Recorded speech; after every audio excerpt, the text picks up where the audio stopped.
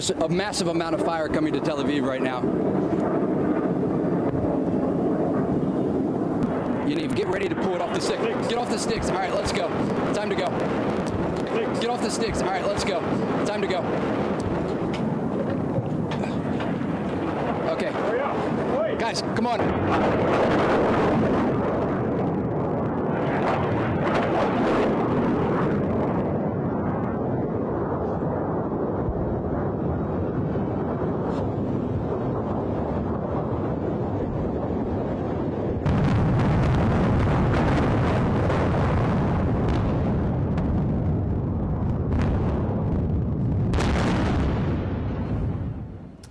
Video you saw has been in and out of bomb shelters all night. He joins us now with the very latest. That was pretty harrowing for you, Trey. All night. He joins us now with the very latest. That was pretty harrowing for you, Trey. Glad you're okay and the crew's okay. What's the very latest? Yeah, Sean, thank you. It's been an intense evening here in Israel. The Iranians launching around 150 ballistic missiles into this country in 3 separate waves. That video that you saw there was the first wave. The other waves caused a lot of damage to locations not only here in Tel Aviv, but also in the suburbs. We visited 3 different sites where missile impacts happened or fragments damaged or destroyed buildings. And I can tell you that it was a very sad scene to see.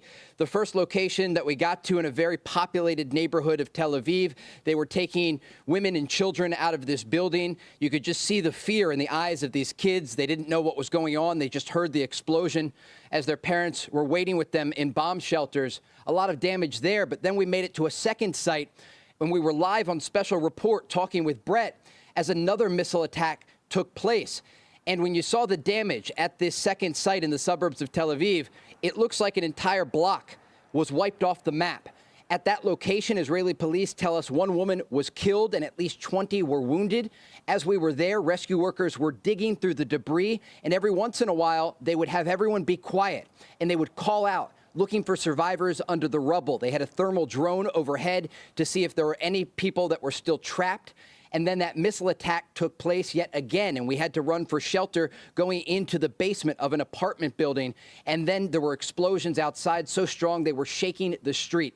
This is what the Israeli people have been dealing with tonight as the Iranians are directly targeting both military and civilian facilities in this country, sending nearly the entirety of Israel into bomb shelters. And Sean, tonight we are getting reports out of Iran about explosions just east of the Iranian capital of Tehran, an indication the Israelis are once again striking back against the regime, targeting facilities just outside of the Iranian capital. Sean?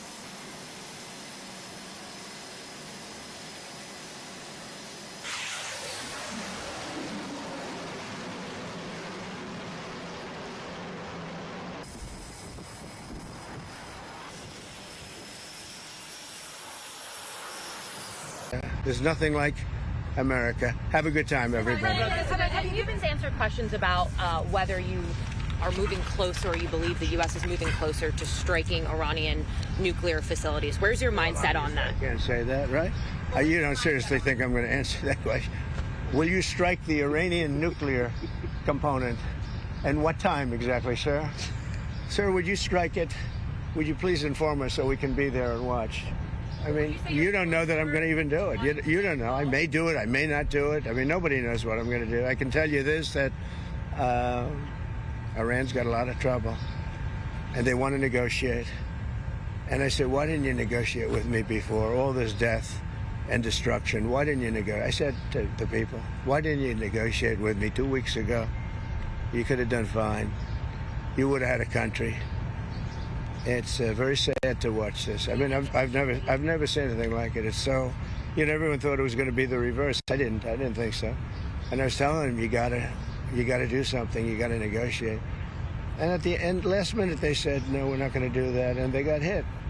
Remember 60 days, and then came the 60. 61 is going to become a very famous number. That was one hell of a hit. That first hit, that was one hell of a hit. Not sustainable, to be honest. That's where it ended. It ended on the first night. Yes. Is it too late though? Do you think it's too late to now? Really, nothing's too late. The only thing too late is Powell. Powell's too late. Too late, Powell. Let's bring in Nora Day. She's live for us in the Jordanian capital, Amman. She's reporting on Israel from there because the Israeli government has banned Al Jazeera from reporting inside Israel and indeed inside the occupied West Bank. So, Nor, first of all, tell us about this latest hit that we've just seen in the past hour or so in Tel Aviv. Many cities in northern Israel, including Herzliya, they also sounded here, and we could, we could hear the thuds very far in the distance to the back in that direction.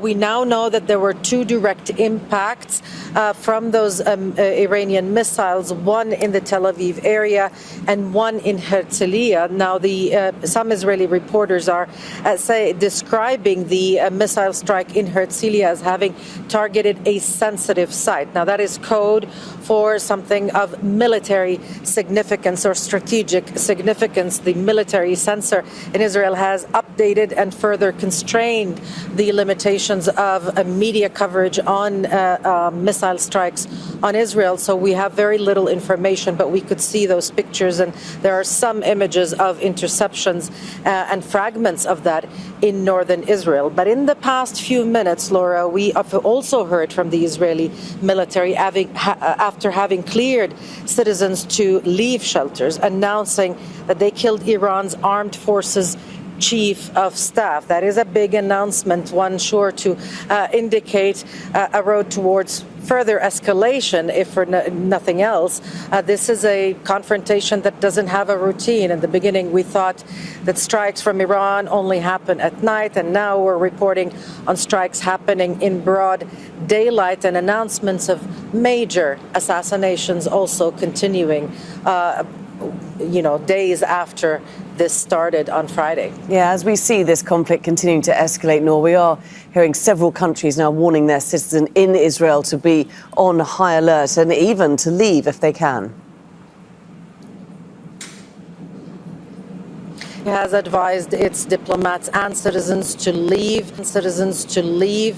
Israel by land. We're hearing also the Polish and the German governments are also advising their citizens to do the same. And basically, most countries have advised their citizens not to come to the region, and if that they're there, at the least to take all necessary precautions. This is a fast-moving situation and one that is quite unnerving for everybody who lives in the region. There is just no guessing what will happen next and what the new development will be in this deteriorating situation, Laura. Indeed. Okay, Nor, for the moment, many thanks indeed for keeping us abreast of all the latest developments.